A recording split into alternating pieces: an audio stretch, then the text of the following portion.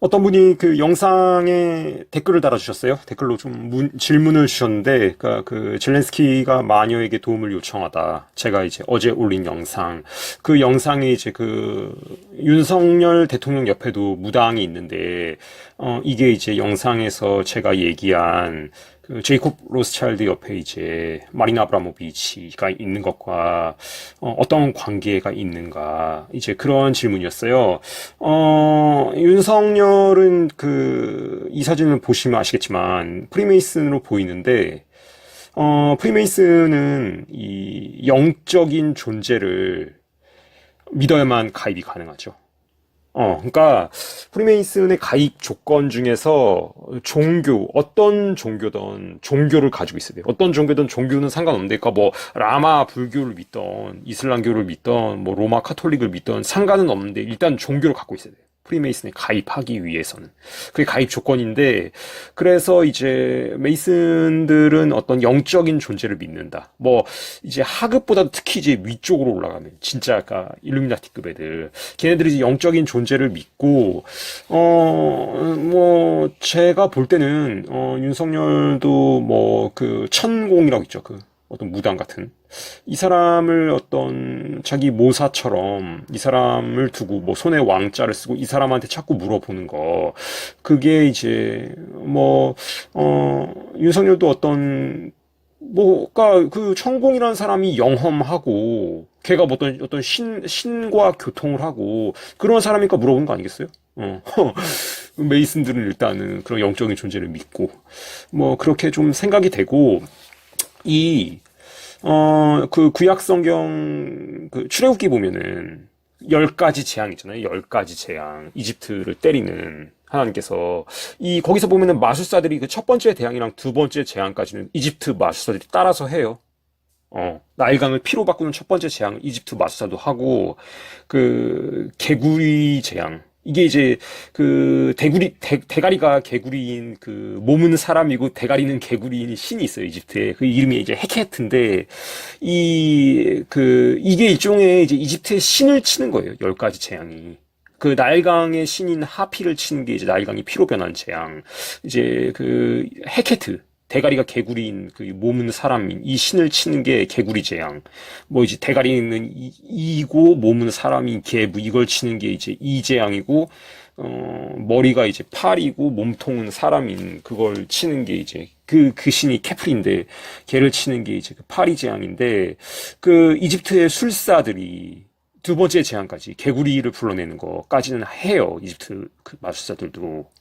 그러니까 이 마리나 아브라모비치 천공 이런 애들 그런 애들이 그러니까 오컬트적인 능력이 있다고 봐야 돼요 실제로 윤석열이 바보가 아니잖아요 천공 걔한테 물어보는 게 윤석열이 그 띨띨해서 물어보는 게 아니라 천공 그 애가 말 한 대로 해가지고 대통령까지 된 거예요 실제로 그니까 가치 있는 거죠 근데 이제 프리메이슨은 그런 영적인 실체가 있다는 걸 알기 때문에 로스차일드도 이제 마리나 아브라모비치나 뭐 그런 어떤 사람들과 가까이 한다.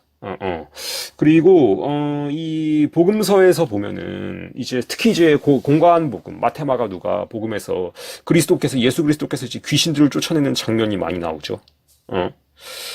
이게 사실 저도 뭐 어떤 제도권 교육을 받고 자라난 시대의 아이고 도스토옙스키의 용어로 저도 어떤 시대의 아이고 뭐 우리가 사실 뭐 계몽주의 시대 이후에 태어나서 그런 어떤 비교적 이제 뭐 진화론이라든지 이성을 중시하고 그러니까 어떤 그 초자연적인 것에 대해서 좀 믿지 않고 그런 세대잖아요 우리가 어쩔 수 없이 그러니까 저도 이제 그런 시대의 자식으로서 사복음 속에서 이제 요한복음이 그 귀신을 쫓고 이런 내용이 별로 없어요. 요한복음 굉장히 깊은 복음이고 지적인 복음인데 그래서 저도 요한복음을 그 사복음서 중에서 좋아했는데 지금은 이제 마테마가 누가 복음을 또 좀 중점적으로 다시 또 묵상하고 있어요. 읽고 보고 하고 있는데 그게 실제로 귀신이 있고 예수께서 귀신을 쫓아내신 걸 기록해 놓은 거예요. 실제로 있고 쫓아내신 것을 기록해 놓은 거고 이 사탄은 이제 그러니까 루시퍼는 이 한국 번역 성경에서 이제 그룹 그룹이었죠, 원래 루시퍼가. 근데 이제 이 그룹이 케루빔이에요, 케루빔. 이 천사는 철저하게 위계 그 질서 안에 있어요. 천사는 계급 사회예요, 천사는. 근데 케루빔은 상당히 이제 그 높은 등급의 천사죠. 뭐 아마스랍이라고 보는데 세라핌이 이제 케루빔 위에 있는 거고 그 밑에 일반 천사라든지 낮은 천사들이 많은데 그러니까 이제 루시퍼는 그 상당히 높은 그 계급의 천사였어요. 근데 잘 모르는 사람들이 이 루시퍼 사탄과 그리스도의 싸움, 성과학의 싸움은 사탄과 그리스도의 싸움이다 이렇게 착각하는 사람들이 있는데 그렇지 않아요. 굳이 규정하자면 그 루시퍼의 싸움의 대상은 뭐 미카엘 같은 그 천사예요, 천사. 어디 그리스도 예수 그리스도 앞에서 루시퍼 같은 아무것도 아니에요. 아무것도 아니고 굳이 비유하자면 얘의 루시퍼의 그 싸움의 대상은 어떤 천사다. 가브리엘이나 미카엘 같은. 근데 그래서 상당히 이제 이 루시퍼가 영적인 존재로서 대단한 능력이 있고, 그 능력 물론 제한돼요. 하나님처럼 전지전능한 게 아니라 좀 능력은 제한되지만, 아까 이 10가지 재앙에서도 두 번째까지는 나일강을 피로 바꾸는 그 하피를 치는 거, 헤케트를 치는 개구리 재앙, 여기까지는 따라 했어요. 그 이집트에 있는 술사들이. 근데 그런 거랑 마찬가지로 뭐 천공이나 마리나 아브라모비치 이런 애들이 그 접신 상태에서 뭔가 어떤 그노시스를 받고 어떤 특별한 능력을 행하는 것은 아마도 사실일 거다. 그러니까 이제 제이콥 로스차일드나 윤석열이 그런 사람들을 곁에 두는 거고 얼마 전에 이것도 좀 가능하면 빨리 좀 영상 하나 만들려고 그러는데 얼마 전에 그 뉴욕에서 이제 UN 지속 가능 발전 목표를 위한 정상회의가 있었죠. 여기서도 굉장히 끔찍한 얘기들이 나왔고, 이 얘기들이 지금 몇몇 국가에서 지금 시행이 되고 있어요. 얘네들이 이제 어젠다 2030, 2030년까지 이 UN 지속 가능 발전 목표를 달성하겠다, 이렇게 지금 계속 얘기하고 있죠. 2030년이라는 구체적인 숫자를 지금 거론했고, 재밌게도 2030이라는 숫자는 2 곱하기 3은 6이고, 20 곱하기 3은 60이고, 20 곱하기 30은 600이에요. 도합 666. 이거 숫자를 루시퍼한테 받았을 수도 있어요. 제가 그리고 2030년이라는 숫자에 대해서도 의미 한번 얘기했었는데, 성경에서 이제 그리스도께서 십자가에 달리셨다가 다시 3일 만에 부활하시고 40일 동안 제자와 함께 계시다가 승천하신 그 연도를 계산하면 AD 30년이라는 숫자가 나온다. 그래서 사실 2030년은 그리스도가 이제 부활하시고 승천하신 지 2000년이 딱 지나는 해라고 할 수 있다. 그런 얘기도 좀 드렸어요. 그리고 이제 아담의 창조 연도부터, 창조 연대부터 성경에 이제 아담이 뭐 누구를 낳고 몇 세까지 살고 죽고 또 누가 누구를 낳고 이거 있잖아요. 그거를 더하고 또 실제로 이제 아시리아 제국이나 뭐 페르시아 바빌로니아 이 정도 오면은 연도가 교차 검증이 가능했다. 세속 역사 사료랑 성경에 나오는 어떤 연대랑 교차 검증이 가능하기 때문에 그런 걸 이제 바탕으로 해보면은 대략 인간의 아담이 창조된 이후 6천년이 지금 지났는데 성경에서 이제 7이 완전수고 창조가 6일 동안 이루어졌고 마지막 7일이 안식일로 안식하셨는데 이제 사도 베드로가 이제 죽게는 하루가 천년 같고 천년이 하루 같다 그랬잖아요. 그래서 이 많은 성서학자들이 창조의 6천년의 시간이 지나면 그리스도께서 와서 심판하시고 안식년 개념으로 천년왕국 이 천년왕국이 이루어지고 이 천년이 지난 다음에 그것도 끝나고 이제 영원한 천국 새 예루살렘에 하늘에서 내려온다 이렇게 이제 요한계시록에 기록돼 있고 그래서 성서학자들도 어떤 6천년의 시간이 차면은 그리스도의 재림이 있고 그 다음에 천년 왕국이 있을 거다 이렇게 이제 보는 성서학자들이 있어요. 저도 이 입장에 좀 동의를 하고 그래서 2030년의 숫자가 여러모로 좀 의미가 있고 얘들은 어쨌든 2030까지 자기들이 하겠다고 지금 얘기를 하고 있어요. 2030년에 만약에 진짜 그레이트 리셋이 달성되면, 이 땅은, 지옥이죠, 지옥. 이 땅이.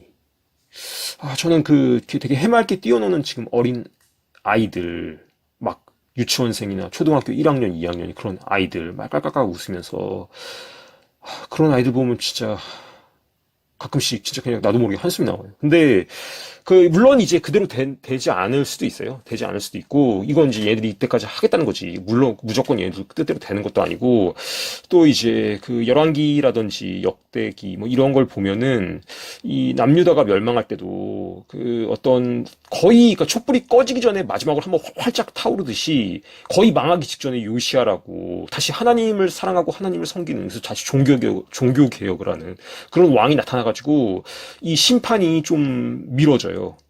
한 2, 30년 정도 미뤄져요.